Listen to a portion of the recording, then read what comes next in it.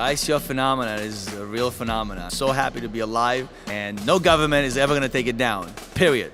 It's like the Wild West right now, really. I think we've raised $2.3 billion this year, and I think we'll probably close north of $3 billion this year, which is insane. But the truth is, I think in 2018, like Brock Pierce says, I think we'll probably do $10 billion next year. There's been a lot of people waiting on the sidelines, sort of looking at the technology, wanting to make sure that it wasn't a fad and it was something that actually had longevity to it. And I think that we've proved that. And so a lot of institutional money and a lot of people are really looking to get funds into the cryptocurrency space. And the ICOs are the most predominant vehicle for bringing that capital into the area. So the initial coin offering are amazing. It's very hard for good companies with good technology to get funded.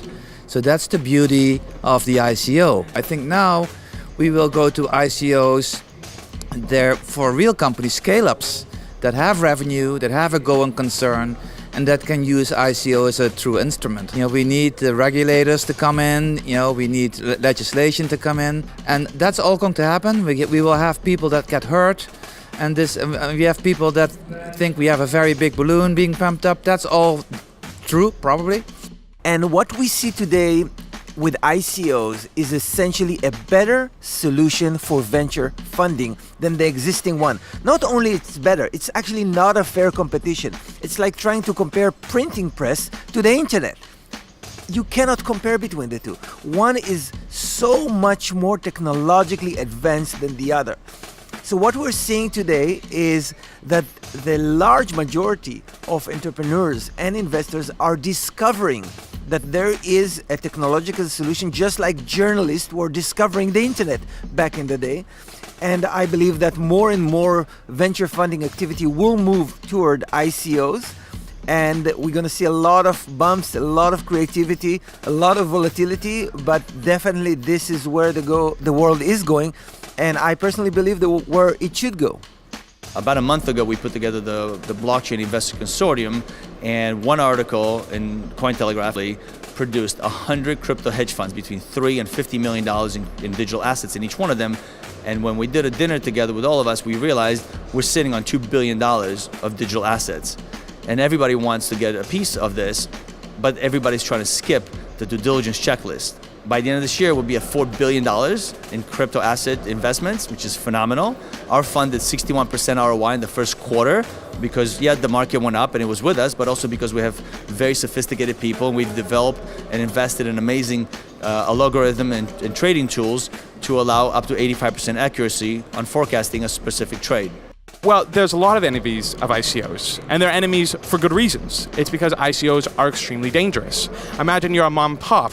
You hear about this opportunity to be the next Bitcoin, which has made your long-removed nephew a millionaire. And so you go in on that. That project proceeds to go bust because most projects will go bust and you lose all your money. Who's responsible? In the current climate, nobody. That's not acceptable. We have regulation on this stuff for a reason, and the enemies of ICOs are the people who are generally looking out for the public good, not bankers trying to crush any potential new innovation. The main advice is to understand that doing an ICO is very close to doing an IPO. I'm not talking about the legal side because that's could be controversial here, and there are, of course, rules to follow. I'm talking more in terms of communication, the way you communicate to the market, the fact that you get a lot of questions. Also, the other advice is be well surrounded, of course. Focus on the team. People are helping you. Don't underestimate the help that a good team and good advisors can bring. But it's very exciting, and of course, don't get only focused on token price, amounts you need to raise. These are the usual criteria, but I think there is a overall quality of the project that needs to be maintained and not necessarily rush it. I guess the first advice I give an ICO project is make sure that your token is something that the world actually needs. Ethereum over time, which we were lucky enough to work with in the early days, has evolved to something that is needed by a lot of folks for a lot of reasons. It's created a really great infrastructure for smart contracts that's continuing to evolve, and it's then evolved its own ecosystem with asset creation layers, which has allowed other people to create their own entities, and it's taken on a life of itself. So think 5 years out. What is your token going to be doing in 5 years? Can you envision its growth into something that half the world needs. Be very careful with promoting a token, especially look very carefully at the rules in the US. Why the US? Because it is basically the only jurisdiction which carries out extraterritorial enforcement. So outside of the territory of the US will come and enforce their laws. No other country really does this. And so therefore it's important that you look at the US. Even if you are not selling your token in the US, you should bear in mind the rules in the US. And it is unfortunately the case that most tokens that are not functioning are probably securities, and therefore you should probably try and organize your token as a security token or as close to being a security token as possible. So the ICO, the diligence checklist that we put together, was really meant for all the great projects out there to understand that there's a lot of things they need to prepare. Okay, they need to prepare a white paper, which they know. They need to prepare a pitch deck. They need to go around the world and speak at conferences. But that's not enough. They really have to produce a lot of documents when it comes to legal and about the team and real biographies and many, many documents that investors like to see in any traditional financing. And ICOs now have become the coolest, hippest thing, but it's really a financial instrument that really needs to be further tuned. And the more people that think that it's just easy money and I have my business and I can't get more venture capital money or private equity money, oh, let me just decentralize, put the word decentralized in front of it and blockchain at the end of it, it doesn't work. So they can't fool us anymore. So we've invested $3.5 million from our fund in 15 different ICOs after looking at probably 400 ICOs, okay? That's a lot of work. We spend 5 to 50 hours on each ICO to do proper due diligence. Why? Because after 15 ICOs, we go back and we look at some of them, we say, we should have done more due diligence because there was much more there that we should have looked at.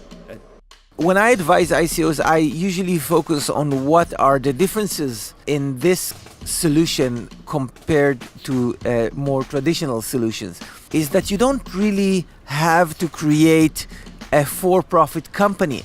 In fact, the most successful ICO in history, Ethereum, did not create a for-profit company. What they create is an online economy, which is defined by its own currency. And that is the economy where the ICOs are happening. So this is really important thing to understand, that we could not create online economies before.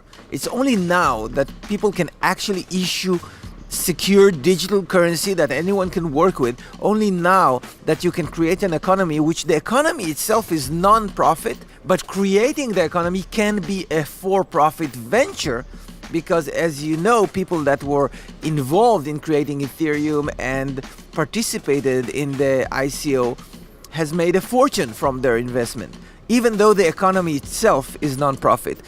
The interesting thing about bubbles is that you never know they're a bubble until they pop. So we do know that we're in a boom. There's unquestionably a boom going on when you go from 10 billion to 150 billion in a year. So if all of a sudden it drops back down to 20 billion, we know it was a bubble. I personally think that it's going to get much bigger before there's a substantial pullback. And it also depends, what is the reason for the pullback? Is the reason something artificial, like Jamie Dimon says Bitcoin's dead, and people get panicked over that, even though he went out and bought Bitcoin afterwards, or at least a tracking stock?